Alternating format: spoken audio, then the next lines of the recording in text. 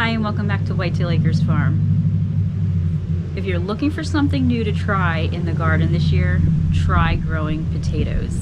They are the easiest plant to grow and you can get so many potatoes from one single plant. Today I'm going to share with you how we've had success growing them in the past and ways we've done it.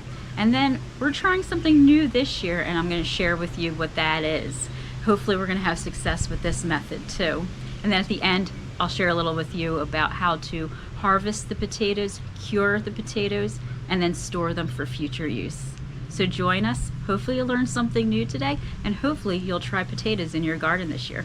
There's a variety of ways that you can grow potatoes.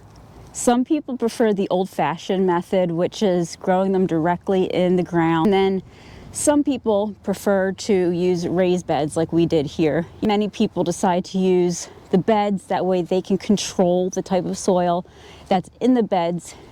So we've always grown our potatoes in raised beds.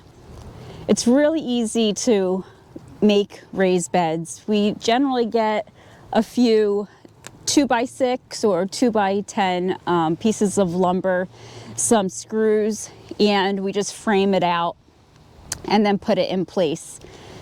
When doing this, you want to make sure you're not using pressure treated wood. You don't want those chemicals that are soaked into that wood to eventually get into the soil and then into the potatoes that you want to eat and you want your family to eat. So make sure it's not pressure treated. This is also a reason why some people prefer not to use wood and then they end up purchasing raised beds that are made out of galvanized steel or some other materials that'll last long term without having the worry of the wood eventually breaking down. So we've always grown our potatoes in the raised beds that we've made out of wood, but there's this growing trend out there to grow potatoes in straw. So we're going to try our own method of growing them in straw, but with a twist. And the way we're going to do this is by making raised beds out of wire. So we're pulling out the wire here that we're going to measure out in length and shape into a circular form that we're going to then put in place as the base to grow our potatoes in. For our new raised potato beds, we got this fencing wire and we decided to measure out about 15 feet. We're gonna then put that in place, make it circular, and try to get that put over by the new garden so that way we can grow the potatoes in the straw and soil.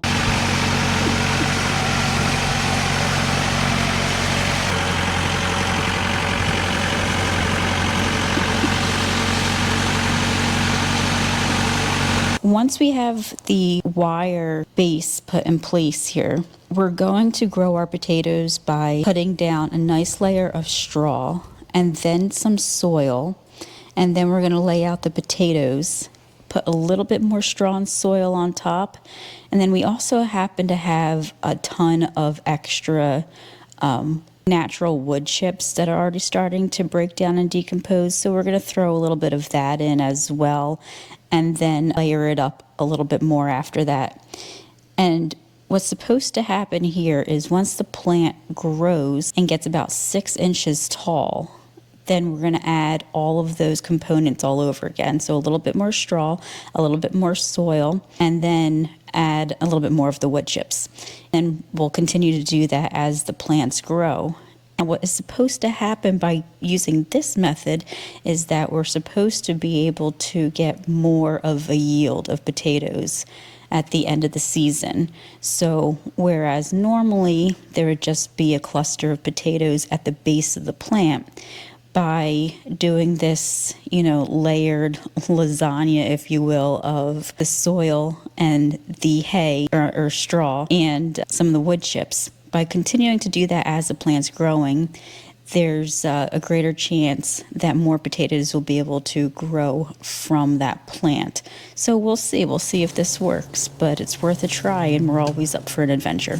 Now the type of potato to use is a potato like we have here that's considered a potato seed, but it's actually an older potato that is starting to get those eyes forming on them, which is where the plant is starting to grow. So these potatoes here have a lot of eyes on there that you can see popping out of the surrounding the potato. So these are really good viable seeds that will grow some really great plants for us. So some people ask, are you able to just go to the grocery store, grab a bag of potatoes there and plant those? Well, you can, and that could work, and we've actually tried it before ourselves because we were curious, and we did get some potatoes from it. To ensure you get the largest crop possible, you want to be able to purchase certified seed potatoes from a reputable nursery, and that's what we did here. We chose Yukon Gold because that's what we've had the most success with in the past. We also like adding color into our potato varieties, so sometimes we'll get Purple Majesty or red potatoes. This year we're just going to try the Yukon Gold, but you'll definitely want to get those certified seed potatoes when planting. You'll know when it comes time to harvest the potatoes because you'll see the plants starting to die back. You may also see flowers starting to form on the plants, and you may also see what look to be like little green cherry tomatoes. They're actually poisonous to eat, so do not eat them. But in any event, you'll know that it's time to harvest when the plant dies back. You see those flowers forming and those green tomato looking things, and those all then die back and start to drop. And that is a sign that the potatoes under the ground there are fully formed and ready to be dug up. Once you've dug up all of your potatoes, you're going to want to cure them. And curing potatoes is simply just the drying period. So once you take the potatoes right out of the ground, the skin around the potatoes is really soft and delicate. It can peel and get damaged very easily, and if that happens, then it's going to greatly shorten the shelf life of that potato. So you'll want to carefully dig out all the potatoes and then find a nice, cool, ventilated place that you can lay out the potatoes so that way they can get some good air circulation. So what we've done is we actually built our own big drying rack, and that's worked fantastic for us. So we put it in our hay barn, but you can also put it in your garage. That'll work perfectly well too. But you'll want to lay out those potatoes probably for a few weeks until they get the skin around it gets nice and dry. And then once that happens, you can take the potatoes, carefully just dust off any extra soil that might still be on it. You're going to want to store them in a container, those milk crates, because they work perfect. They have holes in there to allow continued air circulation around the potatoes, and then store them somewhere cool in your house.